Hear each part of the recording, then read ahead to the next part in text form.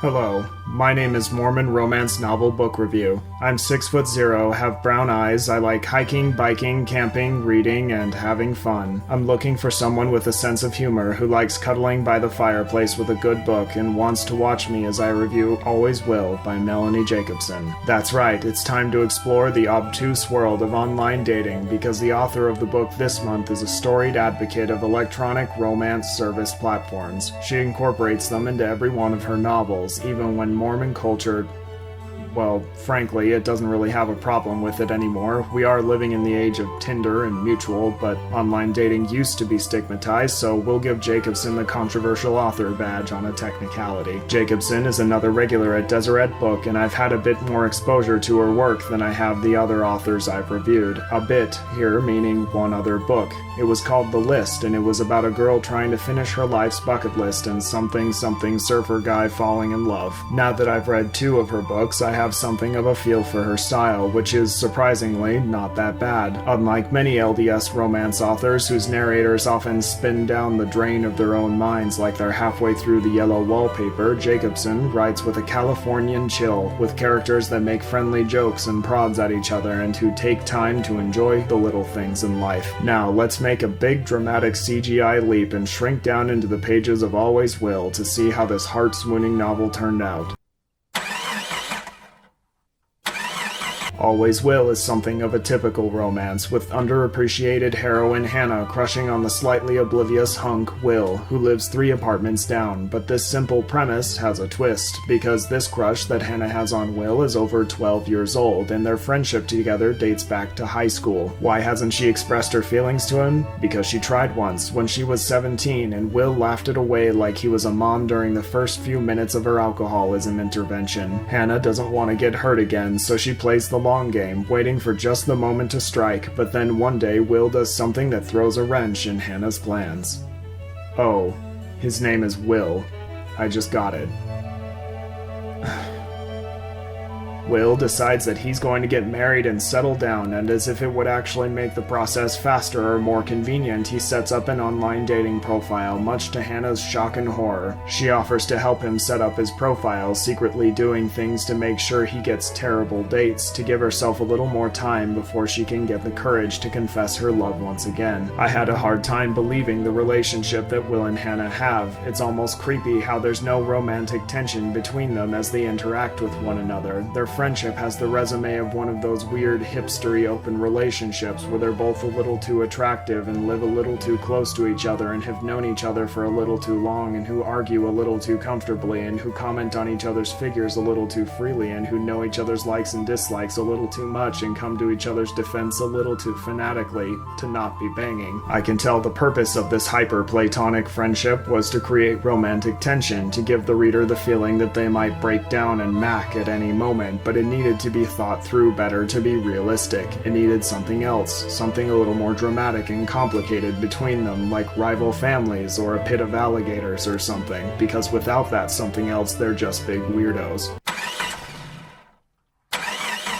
I'm sorry to ramble on about the dynamic between these two, but to be fair, the story was largely about them and their feelings. I could talk a little more about the other relationships they had, but they were boring. Everybody Hannah and Will knew were emotionally stable and generally okay about resolving problems instead of making them, as if they all got the memo that we're living in a post-How I Met Your Mother world now, and white people dating isn't an entertaining premise anymore, so they didn't bother. But about being weird, I was legitimately surprised when Hannah ended up with Will at the end.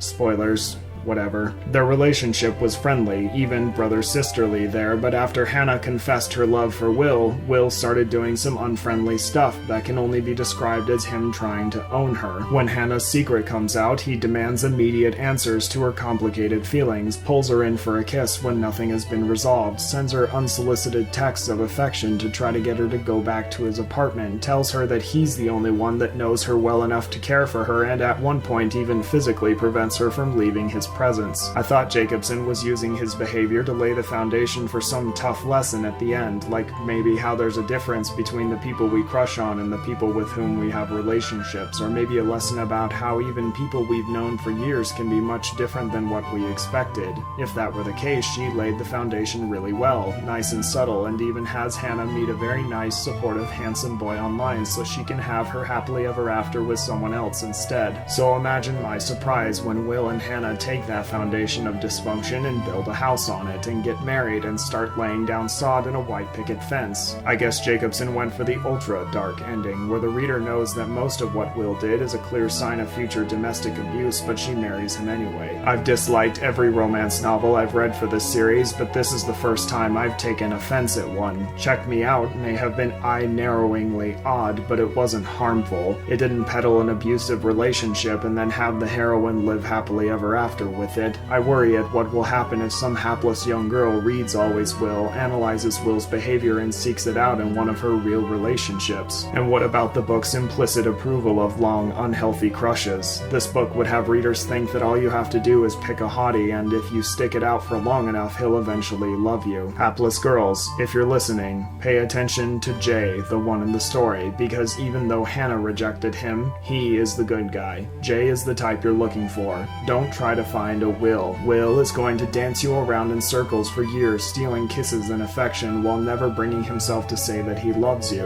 In contrast, Jay will be honest with you and himself. Will say he understands you more than you do, but Jay will do something better. He'll respect your choices. You'll find a million Wills in your dating life. Jays, on the other hand, are one in a million. I hope you can choose the right one, even if Hannah didn't.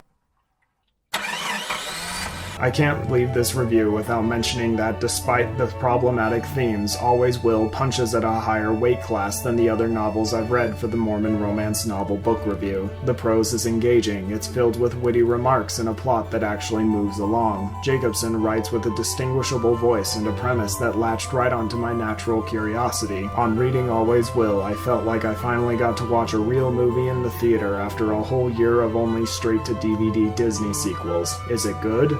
No. I've read good books this year, and this is not one of them. Always Will has structural problems that left me wondering whether Jacobson put more than half a book's thought into the overarching story, but the prose is fine. I have to respect it. Some people will like Always Will, and I'm just going to have to be okay with that this time. I give it 1 well-earned, unsarcastic star out of 5. That's it for the Mormon romance novel book review. Join us next time as we read the steampunk romance Kiss of the Spindle by Nancy Campbell Allen. If you like the review, get out a pen and circle the subscribe and bell buttons on your screen, or plagiarize one of the reviews in your next book report at school. Goodbye.